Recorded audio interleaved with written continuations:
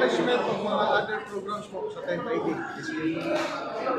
Yes sir, from the start sir no sa tuang campaign ng calendar year 2024 no, ang 10ID is confronting isa ka vertical units ang SRSDG Pedler.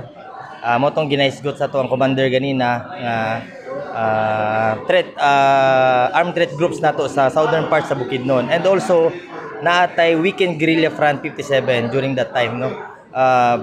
The second quarter na dismantle na to ang tibuok no SRSDG Pedler no. Actually unit ni siya sa North Central Mindanao committee no, naa sa area sa 10ID. Na dismantle na to siya, na nanurrender no pang ilahang platoon leader ug ang mga kauban no. And at the same time no, na-dissolve pod nato ang weekend guerrilla front 57. So that's why after that time gina-confront na lang nato ang remnants kung tawagon no. By that time 21 ni sila no. It has been announced by our commander kanina na down to 12 na lang siya. So remnants. Padayon ang Peace Law Enforcement and Development Support Operation sa 10th Infantry Division sir no. Also this year nakapag-declare ang ato ang mga LGU sa southern part sa Bukidnon. 5 ka municipality as insurgency free no, namely San Fernando, Kadingilan, Damulog, Dangkagan ug ang latest nato karon ang Kibawe. And also the whole Cotabato province na-declare na pud siya sa LGU o sa mga security sector during Peace and Order Council no, Provincial Peace and Order Council. NPA free naman ang Cotabato province. So na-accomplish ni siya tanan only within the year no. Naalang gyapon tay tasron ang guidance sa atong commander is to track down and hunt down ang remnants no nga 12 nga members sa SMRC. Kung asa ni sila gikan, didto ni sila gikan sa 16 guerrilla fronts nga na dismantle na nato no. Siyam ka vertical units to include na dira tong atong mga pulang bagani commands no, mao gini madunggan nato sa una, ug 5 ka sub regional committees. Nani siya mga nabilin tag-isa tagduha, ang uban nahurot gyud mao ning nag-form part sa remnants nga atong gitawagon. Actually wala na mo ni siya gina-consider na nga unit no, grupo na lang ni sila nga nag-consolidate. Mao nang pinakat task na mo karon nga ang total defeat gud sa SMRC. Sir, kanito si kabuok sir, kinsa nagbarong nga leader ani karon? Sa karon amo pang ginatan-aw ma'am no, kay nadakpan sa Cotabato City ang atong nailhan nga secretary niya si Roel Villanueva Gabales no, kauban ng iyang deputy secretary ug atong isa ka member no. So ato pang ginatan-aw ron kung kinsa ang liderato gid nga bilin. But nevertheless no, padayon ang ato ang focus military operation no, na kung atong nabalitan tong niaging mga semana na encounter ta sa barangay Simulaw sa Boston no.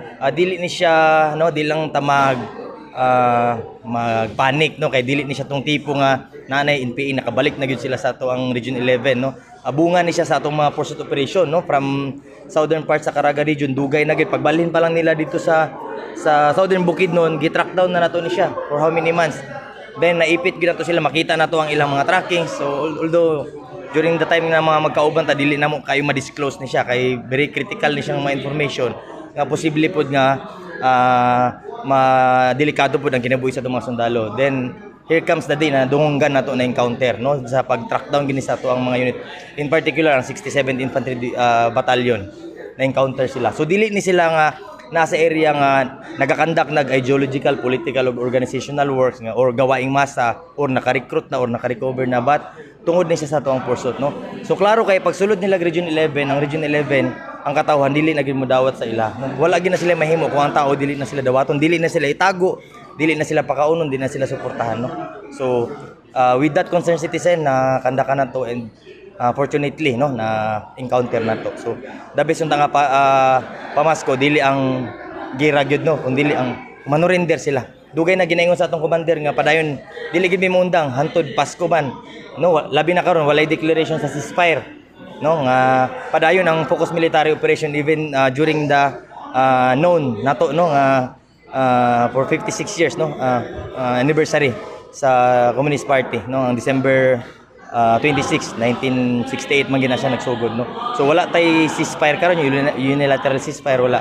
In short padayon wala dili maputol lang atong momentum sa pagukod sa ila. Nya dili kita magundang as per guidance sa atong commander sa pagtakdon. But at the same time, abri ang pirtahan sa 10ID nga mudawat ug mutabang. Kami diretso. Kami dayon ang pinakauna mutabang sa pag-facilitate sa mga benefits kung manurender ta, no? Naadra ang Enhanced Comprehensive Local Integration Program, naapod dira ang amnesty program sa atong gobyerno, ang Proclamation 404. So ug other interventions, no, very active ang atong mga LGU ug uban pang mga agency, no, ug ang LCAC mechanism. So mao na siya sir ang ato ang kalihukan karon, no, sa mga tuig, no. Ug hopefully, no, napamantay oras, maabtan pa ginato, madismantle na to total defeat sa Southern Mindanao Regional Committee. Kita ang pinakauna, isa sa pinakauna nga nag-declare nga regional level nga insurgency free ang area.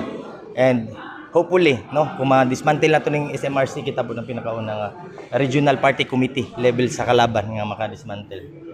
So regarding sa augmentation ninyo sa farm election, pinaka mga battalions or companies ang yung ihatag ito sa mga lugar na pahigayon na naning election? As per sa atuang commander ganina, battalion size ang dihang nabanggit. So basically, pag moingon tag battalion size, no, ulo dili pa mo siya confirm yun. Tulo ni siya ka companies, moingon po tag tulo ka companies, mga more than mga 60 to 80 warm bodies din ni siya. Isa ka company. So times 3 na to, isa ka battalion. Mo na siya ang buot sa battalion size na ma-deploy, possible deployment sa farm area. Asa siya na area particular sa farm side sa Juan, sa kasi ng Mindanao and other parts like City and Israel? Sa karon sir, no, wala pa koy data sa specific details, no, sa area o critical po na siya nga topic kung ma-announce siguro na immediately after siguro pag naka-deploy na, no, para sa safe travel po sa atong tropa kasi mga dagko ng movement delikado po na siya ma-disclose na. Ang deployment na sir, ang deployment na wala pa po yung ang deployment. Wala pa na finalize sir sa ako ang knowledge, no, wala pa na ako na kung na finalize na ang knowledge, but of course pag makakuha na to ang information naman regular man natong mga press cons, ma-present na mo on time ang details pa aning mga butang. Or naka-ready na sa karon yun sa mga personnel? Yes sir, no, ang ato ang military always ready man ni siya. Then part na po sa mo ang training nga ron, nabanggit ni Com10 ganina, ni Major General Alan Hambala ang kanang dinagko, no, mga battalion size nga movement. Usually na anad lang tag mga company size, tag tulo ka platoons, no, but pag may magutag movement sa battalion size, no, kaning part sa atong preparation sa territorial defense sa transition, dinagko na gini kauban na ning mga gamit na to, mga impediments. So this despite sa posibilidad na ma-postpone siya sa farm election? Dili kami sir ang makatubag, no, sa pag-abot sa authority. Ready lang gid ninyo sila? Ready lang siya pirmi. Anytime tawagon siya nga mag-duty siya kay na dayon na ka-prepare ang atuang 10IB. Sir, based on intelligence monitoring, sir, nakabay monitoring na possible resurgence, sir, in the area of 10ID, sir? Of course, ma'am, pirmi gyud ang possibility sa resurgence. Naagi na siya pirmi kay sa doktrina sa i-preserve gina nila last minute ang ilang force, no. Padakuon pa, mag-recruit, mag-recover. But of course, kung atong tubagon siya, magdepende gid siya. Kung sa 10ID nga butang, padayon ang ato ang focus military operations na atay mga deployment sa mobile community support sustainment teams, mga grupo ni sa sundalo nga kanunay nga nagaduyok-tuyok gyapon sa bukid. Deterrence at the same time, nakakandak og mga prophylactic patrols kauban ang atong mga detachments. Naabot tayong mga community development teams kung asa tutok po sa atong mga people's organization sa mga gidas, no, para naabot tay monitoring gihapon pag-abot dito sa area. Importante man guni siya kay aron naay attempt sa resurgence mabalang ginato, no. So sa karon wala pa tay monitor nga naay mga IPO works, naay recruitment, na extortion, no, election related nga mga extortions. Wala pa. Katong encounter cost gid siya sa ato ang pursuit operation, no, nga dugay nang natong ginagukod, no, ang kontra sa Bukidnon pa lang. Katong 12 ka buok, sir, asang focus area ato karon, sir? Na ginagukod nato, sir? Most likely ma'am sa mga boundaries gina siya. So dili na maginato maano ron na dito magit sa Boston na hitabo encounter. So dito lang gid sa mga vicinities ang ano-ana. But of course, no, bisag asa na sila, pwede na sila mo adto. Pero pwede po na to sila gukdon bisag asa. So ang katawan, pwede po sila makita bisag asa. So pwede mo dawat tag report anytime, no? Labi na gid ang mga timely reports. Kay bisag asa pa na sila naatay tropa nga ready nga mo deploy. Bisag asa sa part sa 10th ID Joint Operational Area. Major, Salamat, last sir. na lang ang Merry part Christmas. sa paumanay manggod ang tuig 2024 ang saya atong hopes for 2025 in order sa atong komunidad sa in the part na sakop sa 10th Infantry Division Aguila nga magpabilin gihapon ang kalinaw kaapsay labi na sa pagpadayon na maningkamot sa paghalapad sa katungod nato ug sa pagpasabot o pagpabilin na insurgency free ang pipila ka mga lugar nga na dismantle from the remnants sa rebelde forces. Yes sir, primarily sir no ato gyung nakitaan. Natay declaration nga insurgency free ang Region 11 no.